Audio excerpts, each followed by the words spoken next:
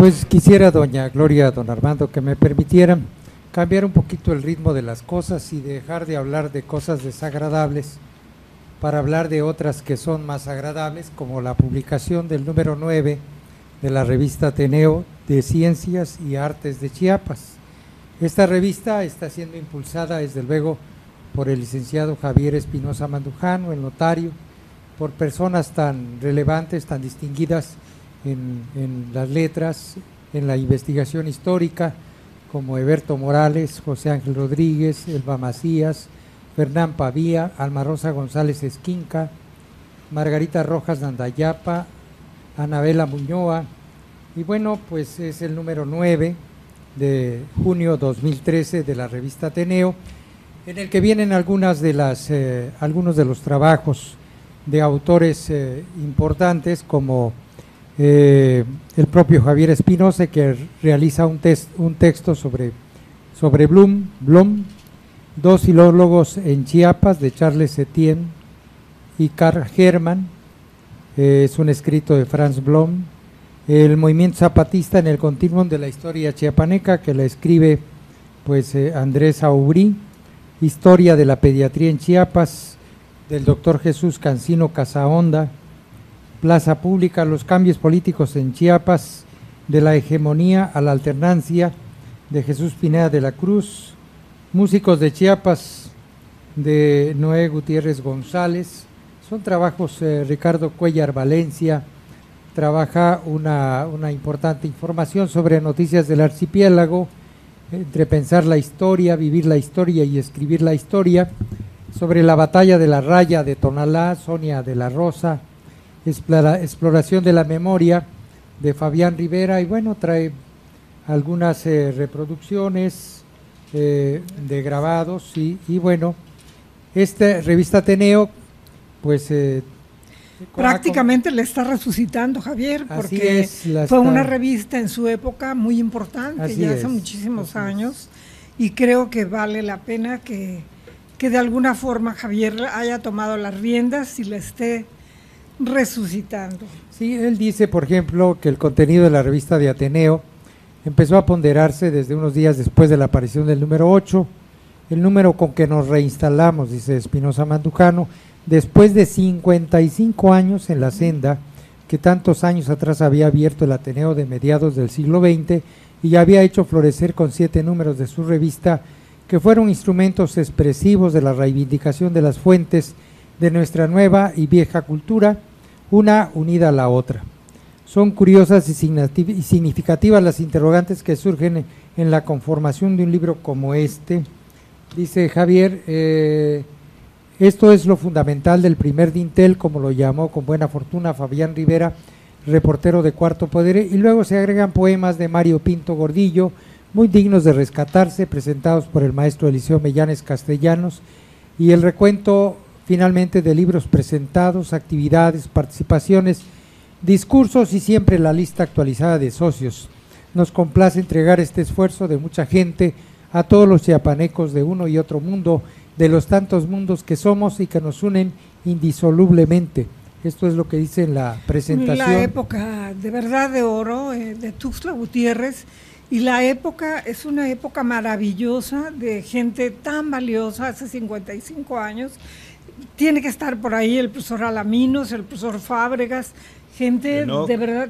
Sí, no, sí. En la Entonces era muy Ateneo, jovencito todavía y no era de los fuertes, más bien en esa época era el profesor Alaminos, que fue de verdad. Fíjese que estaba Pedro Alvarado, Jacobo Martínez, el maestro Fábregas, Daniel Robles, el maestro Robles, Agripino claro. Gutiérrez, y antes Eliseo que ellos Mellanes, todavía, don Daniel Robles, Alberto Mellanes, Gutiérrez, sí. Mario Araujo, Eduardo Albores, Jacob Pimentel, el José María de la Chanona, Cruz, sí. Mauro Calderón, José Montesinos, Manuel Grajales y otros maestros distinguidos. Sabines por ahí creo también, ¿no? No era muy joven Jaime. todavía, todavía creo no. que él no en esa no época estaba. era de los que estaba ahorita mencionando usted al final, el profesor Mellanes era el maestro, como le decía hace rato, mencionaba Laminos, Fábregas, gente de verdad que era impresionante, y se reunían exactamente en el Ateneo, El Ateneo, yo no sé si a ustedes les tocó conocerlo todavía, estaba en las afueras de Catedral. Ahí había un espacio muy importante que todas las manos criminales de gobiernos han tirado. Había, sí, porque es un crimen haber tirado ese espacio, ese edificio bellísimo en donde estaba el Ateneo de Ciencias y Artes de Chiapas. Ahí estaba justamente saliendo de Catedral, pero ese espacio lo vendieron, luego hicieron un edificio, en fin, como siempre, gobiernos que vienen y hacen lo que quieren. Ay, feliz candela. Sí. Pues bueno, eso ya es lo más actual, pero de esa época era precioso el edificio del Ateneo, era bellísimo. Bueno, pues ya volviendo a la realidad, como dice don Armando a veces, la violencia entre estudiantes que persiste en las escuelas, particularmente en las secundarias, es solo la reproducción del ambiente generalizado de violencia que la sociedad mexicana tolera e incluso llega a aplaudir. Al agresor se le llega a dar el papel del líder. Esto lo dice Nelia Tello Peón, académica de la Escuela de Trabajo Social de la UNAM, que concluye que las autoridades educativas, padres de familia, maestros y medios de comunicación culpan de este fenómeno exclusivamente a niños y adolescentes, cuando en realidad ellos no son los responsables, sino víctimas de una violencia habitual que ven en la familia, el entorno cercano a los colegios, en los barrios y en los medios. Durante 12 años, Tello Peón ha realizado varias investigaciones con estudiantes entre 13 y 15 años de secundarias públicas en las 16 delegaciones del Distrito Federal para conocer cómo viven y enfrentan este fenómeno. Doña Gloria. Pues estamos escuchándolo. Aquí hablábamos con don Armando hace un rato con relación al Papa Francisco. Y el Papa Francisco últimamente ha estado hablando de la globalización también, pero él habla de la globalización de la indiferencia en la que todos los seres humanos estamos embarcándonos. Él dice que desafortunadamente no nos importa ya lo que le suceda a nadie. Podemos pasar, ver a alguna gente que está muy mal y dicen, ay, pobrecito, pero se pasa uno, finalmente el problema no es para mí. Y lo dijo en una isla que se llama Lampedusa, que pertenece a un archipiélago del mar Mediterráneo que geográficamente pertenece o está más cercano a África. Bueno, pues ahí en Lampedusa habló el Papa Francisco de la globalización de la indiferencia. Y al despedirse, el Papa Francisco, porque además es muy importante comentar que el altar en donde él ofició es una lancha en donde venían unos indocumentados que se ahogaron, se hundieron. Pues en esa lancha, a donde ellos unos indocumentados trataban de acercarse, quienes venían en la lancha cortaron las redes para que no se subieran y bueno, pobrecitos, se murieron. Pero en esa misma lancha, el Papa Francisco, que no es lo usual ahorita, pero se puso vestimentas de color morado para que fuera un evento de dolor, y ahí dijo, y habló y gritó y nos dijo exactamente de lo que es este drama que al ser humano le está atrayendo, y es la globalización de la indiferencia.